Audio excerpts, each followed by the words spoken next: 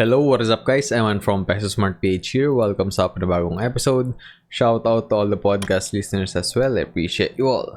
Today, bigay ko sa inyo yung mga dividend paying stocks this July. Before we get started, I just want to clarify that I'm not a financial advisor.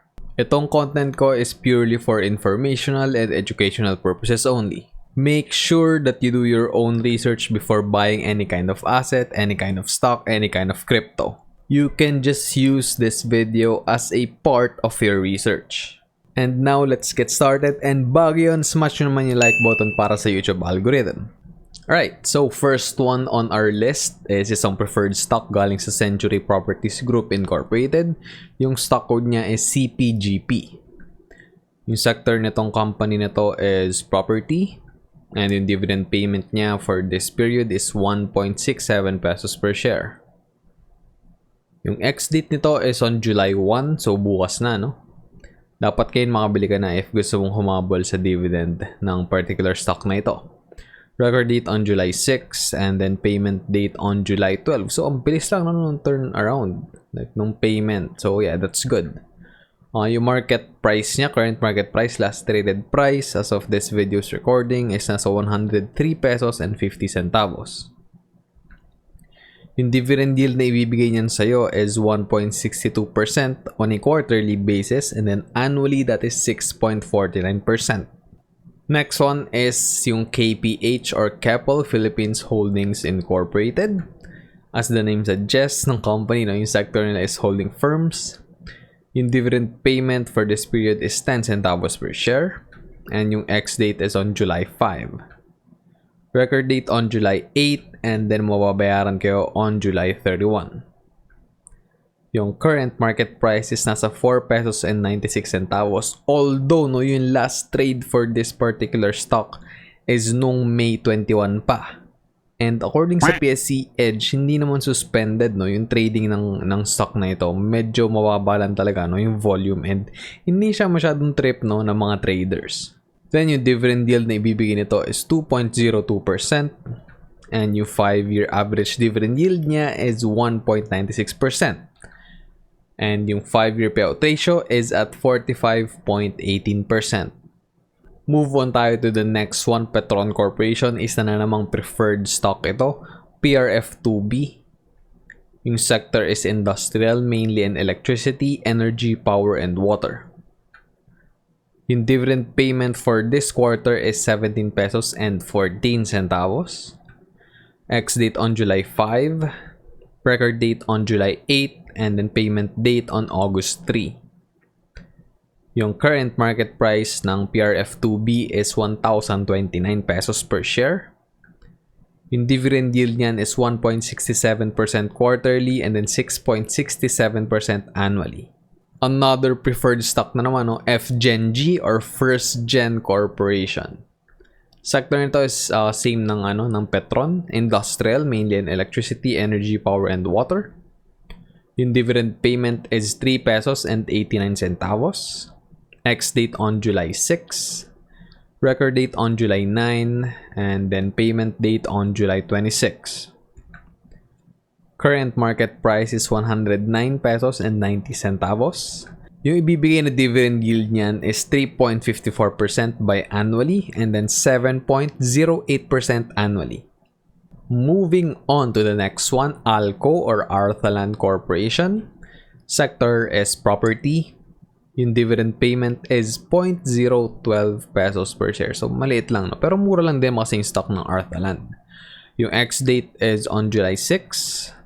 Record date is on July 9 and payment date on July 30. Current market price is nasa 70 centavos per share. Yung dividend yield is hindi rin naman gano'ng kaganda, no? Nasa 1.71% lang. 5-year average dividend yield at 1.39% and yung 4-year payout ratio is 36.67%. Next up on the list is Monte Pacific Limited. Yung kanilang stock code is DELM. Sector for this company is industrial, mainly in food, beverage, and tobacco.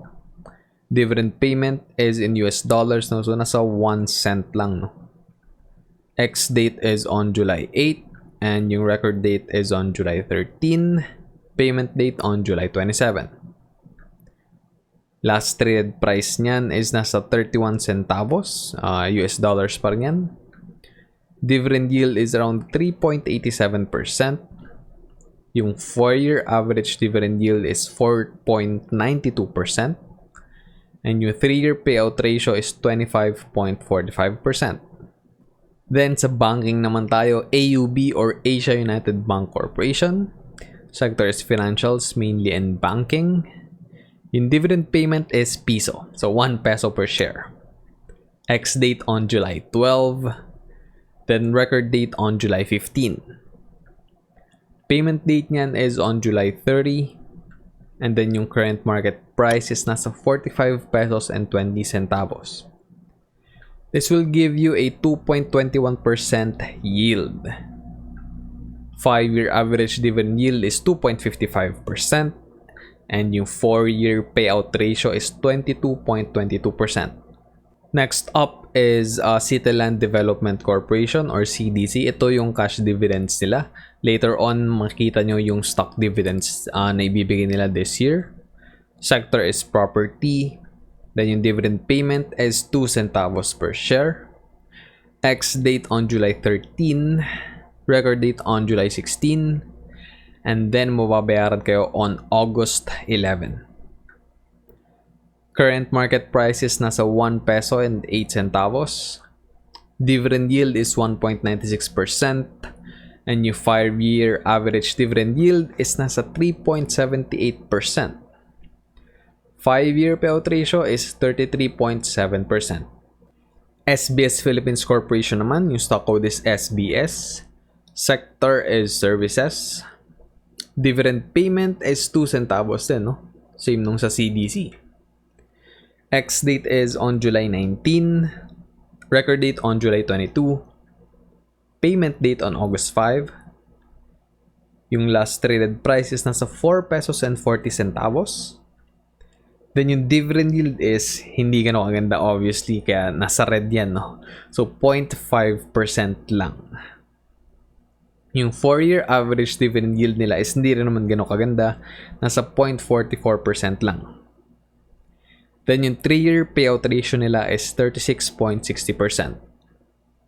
Then as I've said earlier, merong stock dividend si Cityland Development Corporation. So ito na yun, sector is property pa rin. Yung dividend payment for this one is 5% no na stock dividend. So for example, nag-hold ka ng 1,000 shares ng CDC, ng Cityland Development Corporation. Bibigyan ka no ng company na ito ng additional 5% stock. So yung 5% ng 1,000 stocks is equivalent to 50 stocks. So it will go on and on lang, no? Pag 100,000 shares yung meron ka ng CDC, bibigyan ka ng 5%. So same thing lang, kung 1,000, kung gaano kalaki yung holdings mo nitong company na ito, equivalent na 5% makukuha mo as stock dividends. Yung ex-date for this one is on July 19, and then record date on July 22. Mabibigay yung stock dividends nyo on August 17. Then yung current market price niya is 1 peso and 8 centavos. Alright, next one is GLOPP Telecom Incorporated, preferred stock ito ulit. So yung stock code is GLOPP. Yung sector is services, mainly in telecommunications. Dividend payment is 6.29 pesos per share. Ex-date is on July 23. Record date is on July 28. And then yung payment date is on August 23. Yung current market price is nasa 503 pesos and 50 centavos. Yung dividend yield na ibibigay niyan sa inyo is 1.3% quarterly and then 5.2% annually. Alright, so last stock na ito na nasa list natin, 8990 Holdings Incorporated. Preferred stock din ito. Yung stock code is 8990B. Sector nito is property. Dividend payment is 1.375 pesos per share. Ex-date on July 27. Record date on July 30. And payment date on August 10. Yung current market price is nasa 101 pesos and 50 centavos. Dividend yield na ibibigay niyan sa inyo is 1.35% on a quarterly basis and then 5.42% for the year. Alright, so yun na yung list guys. Silipin natin yung mga sources for today's episode. We have PSC Edge, BPI Trade, and a photo from Unsplash. Lahat ng mga links niyan is matatagpuan sa description sa baba. So yun, end na natin yung episode here guys. Sana may natutunan kayo, and if umabot kayo at the end of this video, thank you very much. I appreciate you. Help me grow the channel by smashing the like button. That really helps with the YouTube algorithm. And if you're new to the channel, don't forget to click the subscribe button and ring the notification bell kasi I upload new videos every Monday and Friday, sometimes Wednesday. Follow me na rin sa mga social media platforms ko, TikTok, Facebook, Instagram, Twitter at MNPSPH. And another way to support the channel is through the YouTube membership. Click nyo lang yung link dyan sa description sa baba to know more about it. Thanks again for watching and listening. Stay safe. I'll see you all in the next episode. Always remember, be Peso Smart.